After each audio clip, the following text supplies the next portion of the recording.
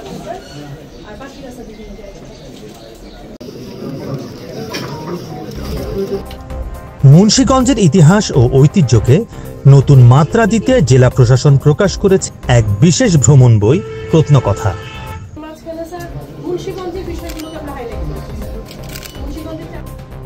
বইটি মোড়ক উন্মোচন করেছেন অন্তর্বর্তীকালীন সরকারের ৩ জন মাননীয় উপদেষ্টা।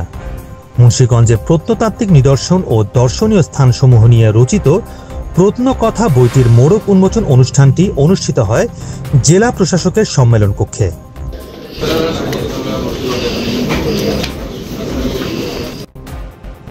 অনুষ্ঠানে উপস্থিত ছিলেন স্বরাষ্ট্র মন্ত্রণালয়ের দায়িত্বপ্রাপ্ত উপদেষ্টা লেফটেন্যান্ট জেনারেল অবসরপ্রাপ্ত মোহাম্মদ জাহাঙ্গীর আলম চৌধুরী, শিল্প ও গৃহায়ন মন্ত্রণালয়ের উপদেষ্টা আদিলুর রহমান, সংস্কৃতি মন্ত্রণালয়ের উপদেষ্টা প্রখ্যাত নির্মাতা মোস্তফা সরোয়ার ফারুকী।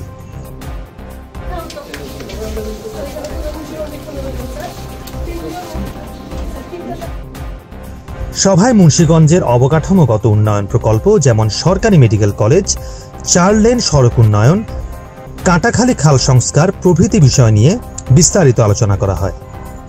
উপদেষ্টা জাহাঙ্গীর আলম চৌধুরী জানান, আগামী 2 মাসের মধ্যে সরকারি মেডিকেল কলেজ নির্মাণের কাজ শুরু হবে এবং পুরাতন বাস স্ট্যান্ড থেকে ছনবাড়ি পর্যন্ত 4 লেনের রাস্তার কাজও শুরু হচ্ছে। মুন্সিগঞ্জের যদিও এটা ঢাকার সবচেয়ে নিকটে, বাট এটা অনেক সময় এটা কিছু কাজ হয় নাই, এটা কিছু অবহেলিত একটা এলাকা ছিল। এটাতে কিভাবে আমরা অল্প সময়ের ভিতরে কিছু একটা কাজ করতে পারি, এই জন্য এখানে আমরা সবাই সমবেত হওয়া। তা আমাদের এখানে একটা মোটামুটি একটা ডিসিশন হয়েছে যে আমরা একটা খুব তাড়াতাড়ি এখানে যেন একটা মেডিকেল কলেজ করা যায়। এই জন্য হয়তো আমরা এইটা হয়তো 1 মাস বা 2 মাসের ভিতরে আমরা হয়তো মেডিকেল কলেজটা যেন একটা উদ্বোধন করা যায়, এই জন্য আমরা একটা চেষ্টা করতেছি সবাই। তিনি আরও জানিয়েছেন, আগুনে ক্ষতিগ্রস্ত মুন্সিগঞ্জ পৌর ভবন ও শিল্পকলা ভবনের সংস্কার কাজের জন্য ইতিমধ্যে বরাদ্দ দেওয়া হয়েছে। প্লাস এখানে রাস্তাঘাটের কিছু অবস্থা আছে খারাপ, এই রাস্তাঘাটগুলি কিভাবে উন্নতি করা যায় এই ব্যাপারে আলোচনা করা হয়েছে।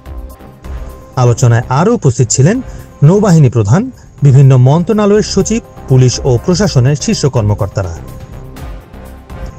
এই উদ্যোগ নিঃসন্দেহে মুন্সিগঞ্জকে পর্যটন ও ইতিহাস প্রেমীদের জন্য একটি আকর্ষণীয় গন্তব্যে পরিণত করবে। দেখছিলেন মুন্সিগঞ্জ থেকে লিটন মাহমুদের রিপোর্ট।